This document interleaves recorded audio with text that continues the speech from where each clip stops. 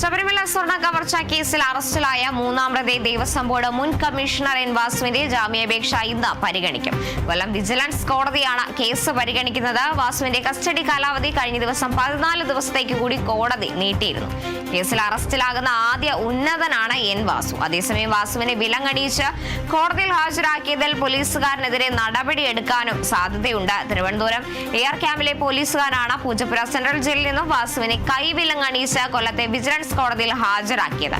കൈവിലങ്ങ് ഏതൊക്കെ പ്രതികൾക്ക് വെക്കണമെന്ന് BNS നിയമത്തിൽ പ്രതിപാദിക്കുന്നതിന് വിരുദ്ധമായ നടപടിയാണിതെന്ന് സ്പെഷ്യൽ ബ്രാഞ്ച് DGPക്ക് റിപ്പോർട്ട് നൽകി.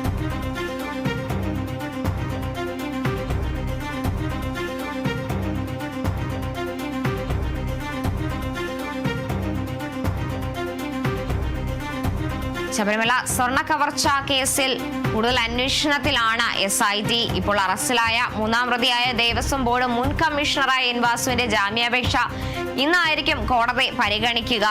കൂടാതെ വാസുവിന്റെ കസ്റ്റഡി കാലാവധി കഴിഞ്ഞ ദിവസം അവസാനിച്ചതോടെ 14 ദിവസത്തേക്ക് കൂടി കോടതി നീട്ടി നൽകിയിരുന്നു. കേസിൽ അറസ്റ്റിലാകുന്ന ആദ്യ ഉന്നതൻ കൂടിയാണ് എൻ വാസു. കൂടുതൽ ഉദ്യോഗസ്ഥരിലേക്ക് അന്വേഷണം എത്തുന്നതിന്റെ ഭാഗമായി ചോദ്യം ചെയ്യലുകളെല്ലാം അടക്കം പുരോഗമിക്കുകയാണ്. ആ ഒരു സാഹചര്യത്തിലാണ് ഇപ്പോൾ എൻ വാസു കോടതിയിൽ ഹർജി നൽകിയിരിക്കുന്ന സാഹചര്യം ഉള്ളത്. ജാമ്യാപേക്ഷ ഇന്ന് പരിഗണിക്കാൻ തന്നെയാണ് സാധ്യത.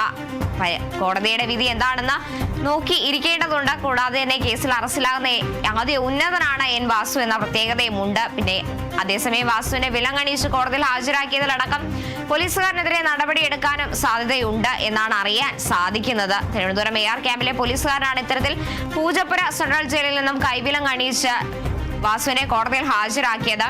ഈ കൈവിലങ്ങ് അണിയിക്കുന്നതിൽ പ്രത്യേക നിർദ്ദേശങ്ങളും മാർഗങ്ങളും ഒക്കെ പാലിക്കേണ്ട സാഹചര്യമുണ്ട്. ആ ഒരു സാഹചര്യത്തിനിടയിലാണ് ഇത്തരത്തിൽ വിരുദ്ധമായ ഒരു നടപടി പോലീസുകാരുടെ ഭാഗത്തുനിന്ന് ഉണ്ടാകുന്നത്. ഇതിൽ സ്പെഷ്യൽ ബ്രാഞ്ച് DGPക്ക് അടക്കം റിപ്പോർട്ട് നൽകിയിരിക്കുകയാണ് ഈ സാഹചര്യത്തിലാണ് ഇപ്പോൾ ഈ ഒരു നടപടിയിലേക്ക് അടക്കം കടക്കാൻ പോലീസ് ഒരുങ്ങുന്നത്. കൂടാതെ തന്നെ പത്മകുമാറിനെ അടക്കം ഇന്ന് കസ്റ്റഡി അപേക്ഷ നാളെ ആയിരിക്കും കോടതി പരിഗണിക്കുക. അതിനുശേഷം കസ്റ്റഡി വാങ്ങിയതിനു ശേഷമായിരിക്കും കൂടുതൽ ചോദ്യം ചെയ്യലിലേക്ക് അടക്കം കടക്കുക. ശബരിമല സ്വർണ്ണ കവർച്ചാ കേസിൽ കൂടുതൽ അറസ്റ്റുകൾക്ക് ഇനിയും സാധ്യതയുണ്ട്. കൂടുതൽ ആളുകളിലേക്ക് അന്വേഷണം എത്തേണ്ടതുണ്ട്. അതിന്റെ ഒരുക്കത്തിലാണ് SIT. കൂടുതൽ ആളുകളിലേക്ക് അന്വേഷണം വ്യാപിപ്പിക്കാനുള്ള, കൂടുതൽ ആളുകളുടെ മൊഴിയെടുക്കാനുള്ള, കൂടുതൽ ആളുകളെ അറസ്റ്റ് ചെയ്യാനുള്ള ഒരുക്കത്തിൽ തന്നെയാണ് പ്രത്യേക അന്വേഷണ സംഘം.